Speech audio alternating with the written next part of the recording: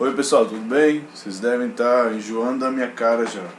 Mas essa semana eu vou gravar um vídeo um pouco mais rápido para explicar como vai ser essa primeira avaliação da disciplina que está próximo de chegar e que eu estou anunciando para vocês desde a primeira semana de curso, porque eu estou um pouco preocupado porque eu acho que é um tipo de avaliação diferente que vocês não fizeram ainda. Por isso eu quero deixar tudo muito bem detalhado, muito bem explicado. Fui até a coordenação do curso, pedi para a gente alterar datas, para vocês ficarem mais tranquilos, sem tanta atividade para fazer na época dessa minha avaliação. Então eu preparei uma apresentação rápida aqui, vou dar as explicações de como fazer, vou mostrar um exemplo do texto que eu criei para vocês observarem como eu quero que vocês façam e vou dizer as alternativas que a gente tem aí para essa nossa primeira avaliação, tá certo? Deixa eu abrir a apresentação aqui. Então, como eu disse, são as explicações para a nossa primeira avaliação da disciplina de produção de texto em ensino. Então, como deve ficar o texto Memórias para a avaliação?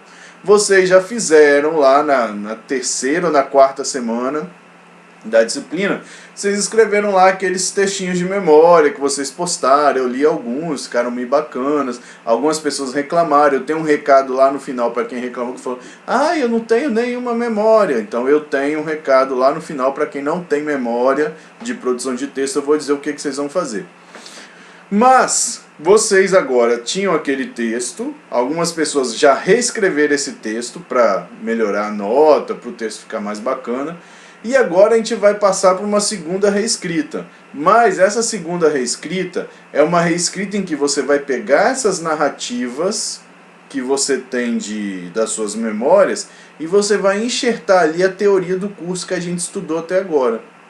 Você vai pegar todos os textos que a gente estudou, vai ler, todas as videoaulas que eu coloquei aqui você vai assistir. E dessas videoaulas, desses textos, você vai tirar trechos de teoria que vão servir para embasar a análise que você vai fazer. Ou seja, cada narração que você fez de um evento de produção de texto que você vivenciou, você vai ter que analisar. Então, se você disse lá que a sua professora botava uma figurinha no quadro e mandava você escrever o que está acontecendo, você vai ter que analisar à luz das teorias que a gente estudou sobre produção de texto até agora.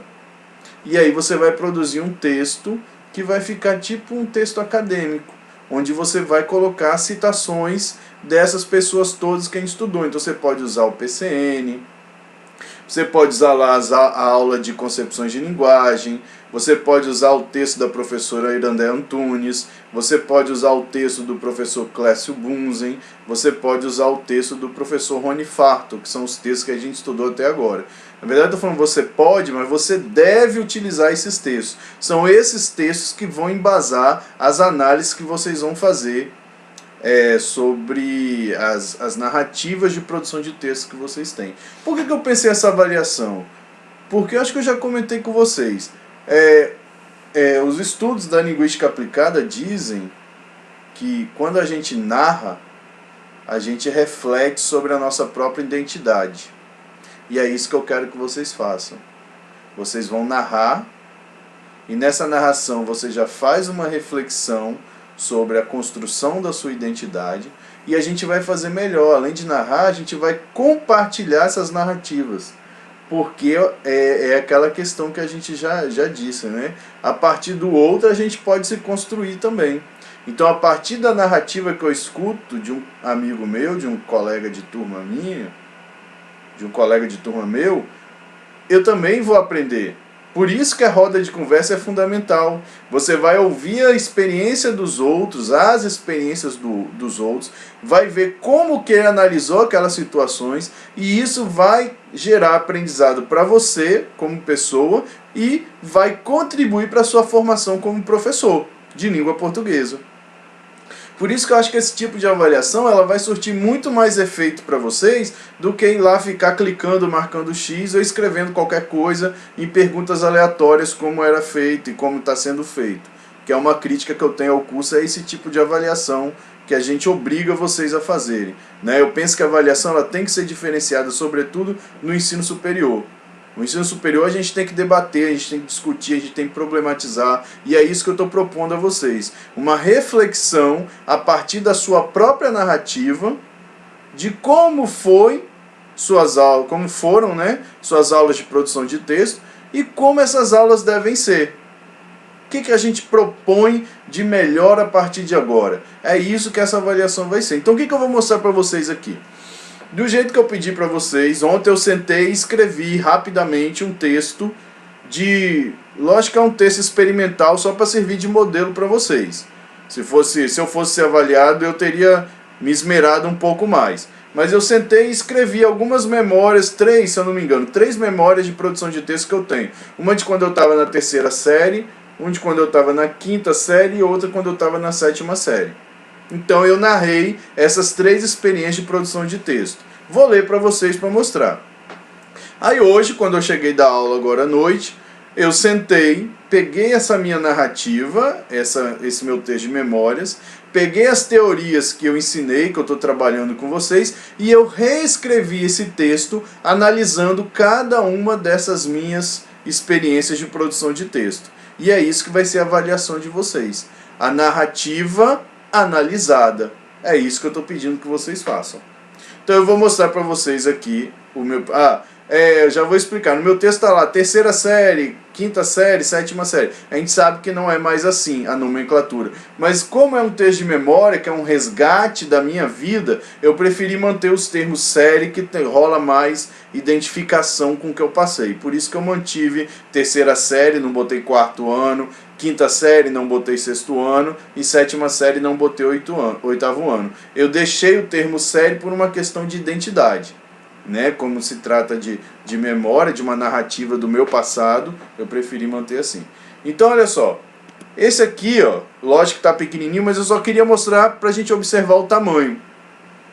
Esse aqui foi meu primeiro texto das minhas memórias, deu o quê? 4 parágrafos. Isso para vocês repararem depois como que o texto ampliou. Esse texto, quando eu fiz as minhas análises, ele foi de 1 página para 3 páginas.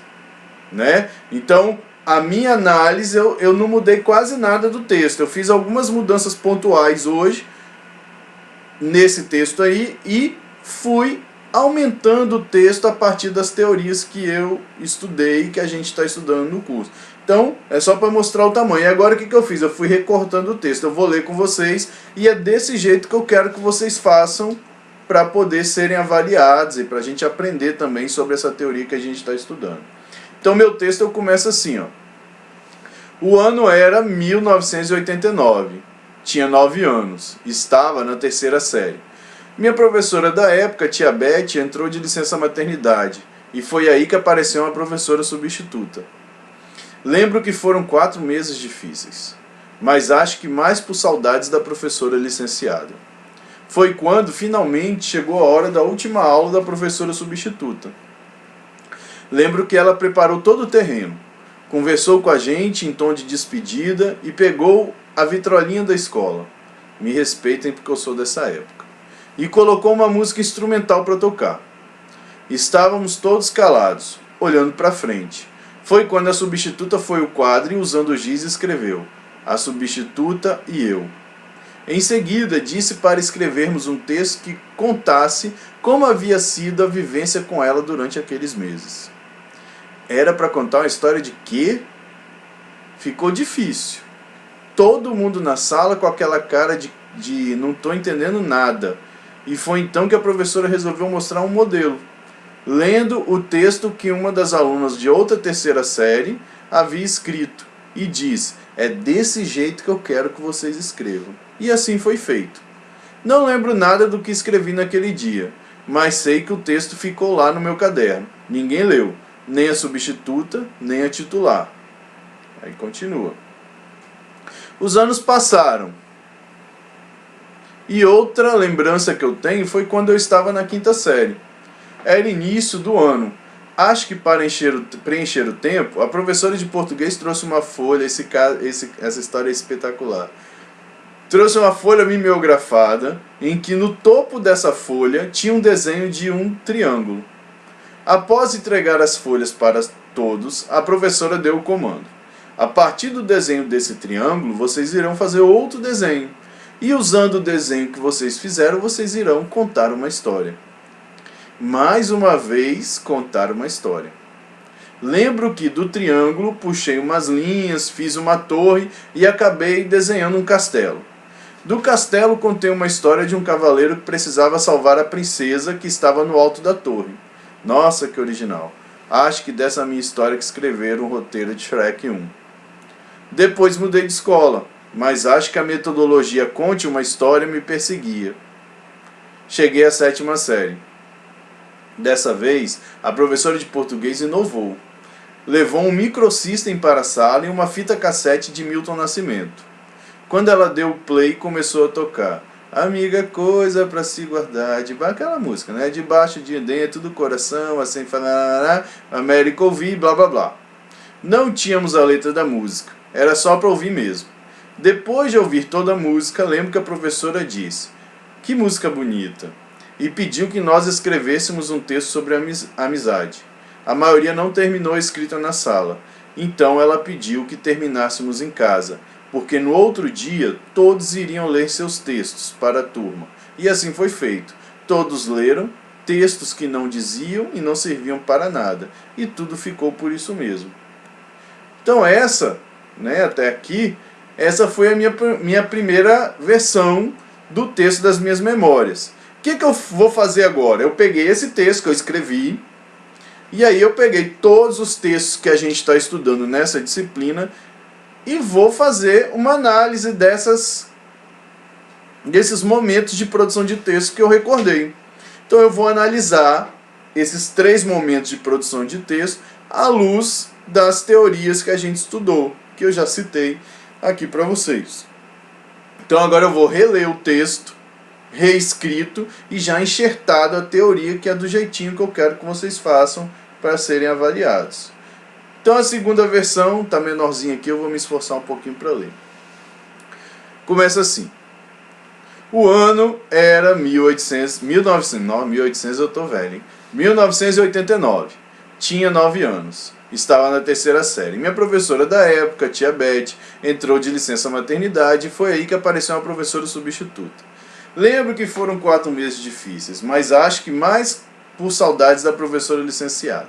Foi quando finalmente chegou a hora da última aula da professora substituta. Lembro que ela preparou todo o terreno, conversou com a gente em tom de despedida e pegou a vitrolinha da escola, me respeitem que sou dessa época, e colocou uma música instrumental para tocar. Estávamos todos calados, olhando para frente, quando a substituta foi ao quadro e usando o giz escreveu: a substituta e eu. E em seguida disse para escrevermos um texto que contasse como havia sido a vivência com ela durante aqueles meses. Notem que esse primeiro parágrafo está igual, né? O segundo também. Ó. Era para contar uma história de quê? Ficou difícil. Todo mundo na sala com aquela cara de que não estou entendendo nada. E foi então que a professora resolveu mostrar um modelo, lendo o texto que uma das alunas da outra terceira série havia escrito e disse: é desse jeito que eu quero que vocês escrevam. E assim foi feito. Não lembro nada do que escrevi naquele dia, mas sei que o texto ficou lá no meu caderno. Ninguém leu, nem a substituta, nem a titular. Então aqui eu mantive o mesmo texto que estava lá no primeiro. Aí eu começo a fazer a minha análise dessa situação. Ó. Esse tipo de prática na atualidade é altamente criticada. Penso que dessa maneira de trabalhar com o texto em sala de aula, essa maneira de trabalhar com o texto em sala de aula se encaixa com o que Bunsen, que é o Clécio Bunsen, que a gente leu o texto lá da Era da Composição à Era do Gênero, tem a videoaula e tem o texto na sala. Então se encaixa com o que Bunsen, em 2006, chamou de pedagogia da exploração temática, quando a escrita escolar era feita basicamente para exploração de temas. O que, segundo o autor, seria, aí eu peguei uma citação lá do artigo do Clécio Bunsen. Então, para ele, essa pedagogia da exploração temática seria uma prática de ensino e de avaliação da escolarização que raramente considera a natureza dialógica e interativa da própria linguagem e que praticamente anula a subjetividade necessária a toda autoria. E aí eu botei a referência da onde eu tirei lá da página 148, que é uma citação, né? O apud ali quer dizer que é uma citação de Pocente que o Bunsen faz no texto dele. Então eu trouxe isso aqui para dialogar com o meu texto. Espero que vocês estejam entendendo. Aí eu continuo. Os anos se passaram e outra lembrança que tenho que foi quando eu estava na quinta série. Volta lá o primeiro texto. Era início de ano, acho que para preencher o tempo, a professora de português trouxe uma folha mimeografada que em seu topo tinha um desenho de um triângulo.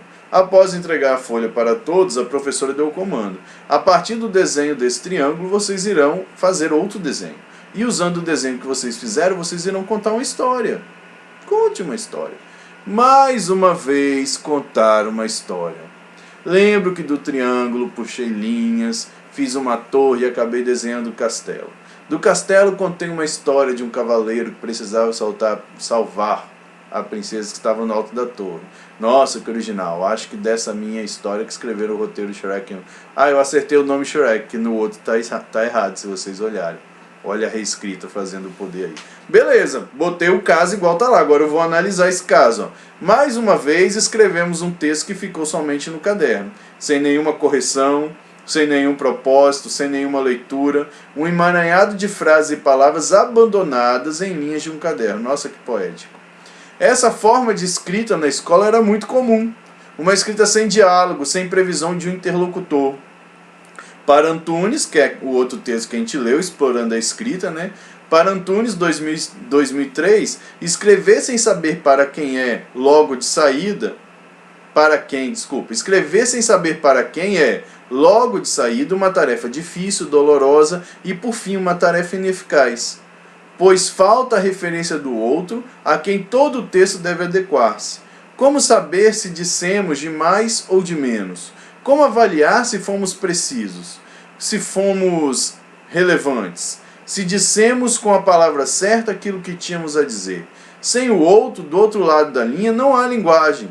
Pode haver treinamento mecânico e aleatório de emitir sinais, que era o que estava acontecendo. Conte uma história para ninguém, conte uma história para o seu caderno. Né? Então, estou analisando aí. Aqui eu boto a página, né, da onde eu tirei lá do artigo. Essa mesma autora continua a análise dessa situação. Essa mesma autora afirma que a produção de texto na escola deve ser encarada como um processo que prevê algumas etapas. Desse modo, produzir um texto escrito não é uma tarefa que implica apenas o ato de escrever, como até então estava sendo feito aí. Não começa, portanto, quando tomamos nas mãos papel e lápis. Supõe, ao contrário, várias etapas interdependentes e intercomplementares, que vão desde o planejamento, passando pela escrita, até o momento posterior da revisão e da reescrita. Citei lá Antunes, 2003, página 54. Os casos, continuo analisando, os casos aqui relatados nos mostram que a prática de escrita nessa época se baseava em produções de textos estanques, sem propósito. Não tínhamos essa visão de processo, nem se falava em gêneros textuais. As aulas eram para narrar, contar histórias. A nossa escrita ficava presa no caderno, sem nenhuma utilidade prática e ou social. Pereira, que é o Rony Farto Pereira, que é o texto dessa última aula nossa, Pereira 2006, defende que a produção de textos na escola não deve ser encarada como um procedimento único e global, como são esses dois exemplos que eu citei para vocês. É um procedimento único. Escreva, pronto, acabou. Mas sim, a produção de texto deve ser embasada em situações de produção que envolvam práticas sociais, pois assim, a entrada do texto em sala de aula se daria de modo mais objetivo e realístico, em vez de dissertar sobre um tema qualquer, artificialmente. Os alunos se dedicariam, por exemplo, a escrever textos específicos, como uma notícia de acontecimentos ocorridos na escola, um ofício solicitando a cessão da quadra de esportes para uma atividade qualquer, um abaixo-assinado dirigido à prefeitura da cidade, pedindo providências a respeito da deficiente iluminação pública do bairro, etc. Então, Pereira, 2006, página 79. Então, analisei esse caso.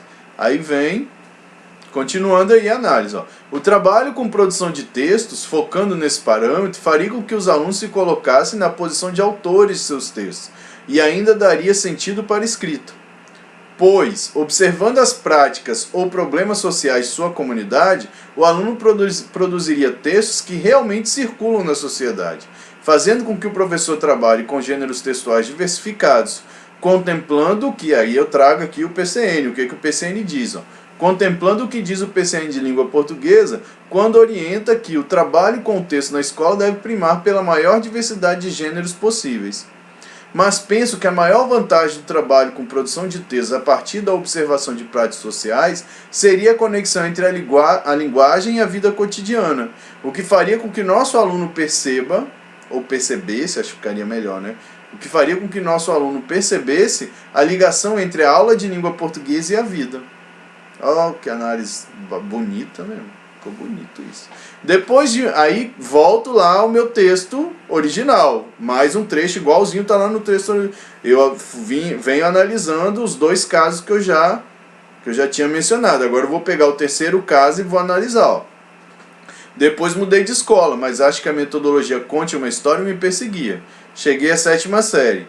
Dessa vez a professora de português inovou, levou um microsystem para a sala e uma fita cassete de Milton Nascimento.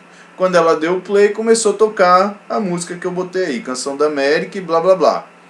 Não tínhamos a letra da música, era só para ouvir mesmo. Depois de ouvir toda a música, lembro que a professora disse, nossa, que música bonita, e pediu para que nós escrevêssemos um texto sobre amizade. A maioria não terminou a escrita na sala, então ela pediu que terminássemos em casa, porque no outro dia todos iriam ler seus textos para a turma, e assim foi feito, todos leram. Textos que não diziam e não serviam para nada, e tudo ficou por isso mesmo. Teve o caso, agora vem o meu pensamento sobre isso. Então a primeira análise que podemos fazer nesse caso foi que a professora usou o texto, a música A Canção da América, como um mero pretexto para a escrita. Ela não aproveitou o texto, não debateu o seu sentido conosco, provocando o esvaziamento desse texto, o esvaziamento do sentido desse texto, não utilizando-o em toda a sua amplitude. A escrita, apesar de mostrar um planejamento, preparação da professora para que sua realização se concretizasse, mais uma vez aconteceu de forma descontextualizada, sem a previsão de um interlocutor, sem um trabalho com gênero textual adequado, sem uma proposta de circulação, pois considero que ler um texto dentro da sala de aula para que todo mundo escute não seja uma circulação ideal, pois a circulação de um texto deve prever o suporte que aquele gênero necessita para a sua leitura, e isso não ocorreu. Trabalhar a escrita na escola dessa maneira seria um trabalho de escrita sem função, visto que aparece praticamente destituído de qualquer valor interacional, sem autoria, sem recepção. E está lá no texto de Antunes, né? Eu só fiz uma paráfrase aí, esse finalzinho. Todos os exemplos retirados da minha vida escolar em relação à escrita de textos parecem ter o mesmo padrão. Veja, ouça isso e conte uma história. Era o que fazíamos na escola, contar histórias. Histórias aleatórias, sem leitor e sem nenhum propósito comunicativo. A produção de texto na escola, então, era baseada em uma escrita uniforme, que desconsidera o outro, que não tem o que dizer. Correspondia a uma escrita sem função, artificial, mecânica, inexpressiva, descontextualizada, convertida em puro treino e exercício escolar, que não estimula nem fascina ninguém, pois se esgota nos reduzidos limites das próprias paredes escolares. Esse trecho bonito aí está lá no texto de Antunes, né, explorando a escrita, na página 50. E aí terminando, ó, é preciso urgentemente reverter esse quadro. A formação de novos professores deve focar em estudos e práticas que reforçam o percurso de escrita... A formação de novos professores deve focar em estudos e práticas que refaçam o percurso de escrita dos alunos que hoje frequentam a educação básica. Para isso, encarar a escrita como um processo é fundamental, favorecendo na escola a produção de uma escrita funcional, com sentido, com interlocutor, um texto que será lido por muitos, enfim, um texto com vida. E aí eu encerro o meu texto, eu resgato essas minhas memórias e faço a análise de um por um. E aí vocês também têm que fazer isso que está aqui, ó.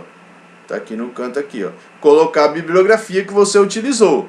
Pega a citação lá, faz a referenciação de cada texto que você vai usar para citar. Tente utilizar o máximo de texto da disciplina que você conseguir. Não fique em um texto só, tá? Depois, ó, uma dica que eu vou dar. Releia a sua memória que você escreveu, fixe bem quais foram os casos de produção de texto que você citou, e aí depois assista as videoaulas, faça anotações do que dá para citar, o que encaixa, o que dá para você usar para fazer a sua análise, e aí escreve um texto bonito igual esse que eu fiz aí. Muito bonito, ficou lindo, né? Mas foi um texto que eu fiz assim, de bate-pronto agora, depois que eu cheguei do trabalho, para poder gravar o vídeo e já deixar na sala para vocês já irem se preparando, tá? Então espero que vocês tenham entendido como é que vai ser a avaliação. Se tiver dúvida é só você colocar na sala que eu vou tirando. Agora vamos falar como vai ser essa roda de conversa. Vocês vão então postar esse texto lá na sala. Eu vou botar o link para entregar o arquivo. Depois vocês vão, no sábado ou na quarta, sentar nessa roda de conversa com seus coleguinhas de período. E aí como que a gente pode fazer essa roda de conversa? Então vocês se encontrarão no polo e todos irão narrar suas experiências com produção de texto durante a vida escolar e apresentar suas análises. E aí eu dou duas opções. Ou você senta e lê o seu texto, esse texto que você escreveu, ou, o que eu acho mais interessante, você senta, vai contando a sua história e vai fazendo a análise. Não necessariamente você precisa ler seu texto de cabo a rabo. Pega seu texto, usa ele como base, vai contando a sua história e vai fazendo as suas análises, citando os teóricos, embasando. Ou seja, você pode pegar o seu texto e explicar esse seu texto a partir das teorias que você utilizou. Então são essas duas opções. Ou leia o texto na íntegra, ou bata um papo a partir das suas narrativas, conta a história para os seus colegas e faça as suas análises. Até aí tranquilo, mas aí depois que todo mundo falar, a gente tem que fazer mais uma coisa para finalizar essa roda de conversa. No final, todos deverão tecer comentários sobre as experiências escutadas e também sobre a experiência de participar de uma roda de conversa. Então depois que todo mundo leu, todo mundo falou, vocês, cada um, né, vai fazer um comentário sobre as experiências que escutou, o que achou, se coincide com a sua, se não coincide, se achou interessante, se achou chato. E no final também vocês vão fazer uma reflexão do que foi participar dessa roda de conversa. O que essa roda de conversa acrescentou na sua formação de aluno de letras e na sua formação como futuro professor. Então esse debate final tem que acontecer. Além da gente apresentar as nossas experiências, relatar as nossas experiências e apresentar as análises que a gente fez, no final a gente também precisa debater, apresentar as nossas impressões sobre essa roda de conversa. E aí finaliza a roda de conversa, beleza? Então essa é a avaliação. Agora, e quem não lembrou? Porque tem gente que falou que não consegue lembrar de nenhuma memória de produção de texto. Teve gente que reclamou, foi lá na sala, né? Até, enfim, né? Não vou contar essa história aqui não, mas teve uma história chata que aconteceu. Mas aí, como eu disse, eu estava pensando e eu cheguei a uma conclusão. Então, quem não lembrou de nenhuma memória, como é que vai fazer essa avaliação? Prestem atenção que está aqui a dica, ó. Então, quem porventura não se recorda de nenhuma aventura com a escrita durante a sua vida escolar, vai fazer o quê? Você vai escrever um texto narrando a ausência de produção de texto na sua vida escolar.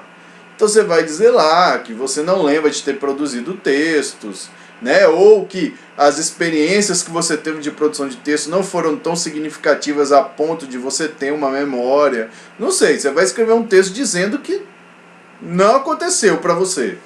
Nem parece que você um dia escreveu algum texto na sua vida escolar. Tem que colocar mais ou menos isso no texto.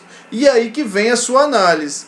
Analise, né, o impacto da ausência de produção de texto ao longo da vida escolar dos estudantes. Então você vai fazer lá todo um discurso falando sobre o impacto na vida de alunos que passam 12 anos dentro de uma instituição escolar e não produzem textos.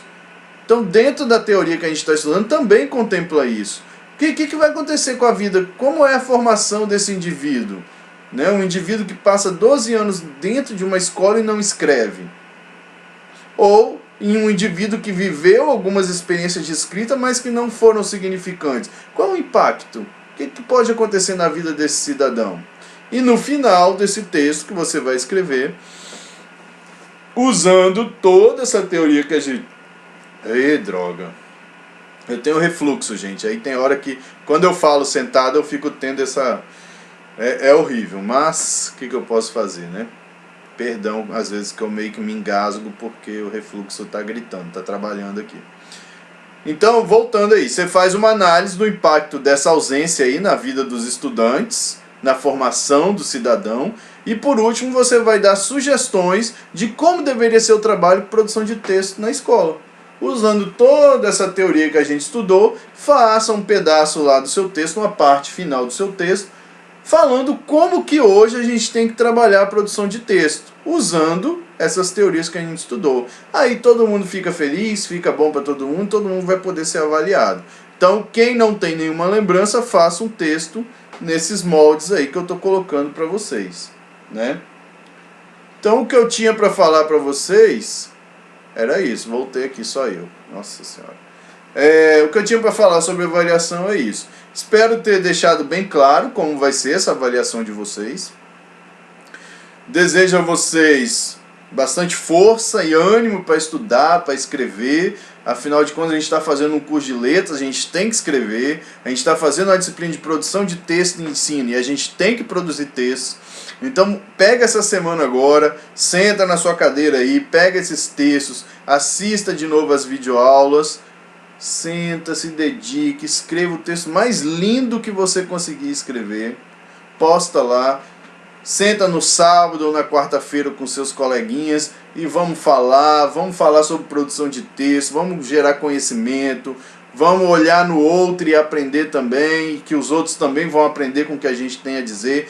Vamos fazer o que a teoria que a gente está estudando fala, vamos nos colocar como autores, né? Se coloque como autor do seu texto, narre essas suas aventuras de produção de texto aí, faça uma análise como bom entendedor da teoria que vocês estão ficando, que eu sei que estão, e vamos para essa avaliação aí, vamos ver o que vai dar. Eu espero que seja um momento não só de ganhar uma nota, mas um momento de muito aprendizado para todo mundo. Tá bom, gente? Eu acho que é isso que é o mais importante, que a gente aprenda bastante coisa com isso. Aprenda não só a analisar os casos, a resgatar nossas memórias, mas aprenda também a escrever o texto acadêmico, a buscar fontes, a buscar teorias, a concatenar nossas ideias com as ideias dos teóricos, aprender a fazer análise. Tudo isso vai ser muito importante para a formação de vocês. Então é uma coisa que vai te dar um pouquinho de dor de cabeça agora, mas que no final você vai ver como isso vai te ajudar, como isso vai te fazer um estudante e um profissional da educação melhor. Tá certo? Abraço para vocês, até a próxima.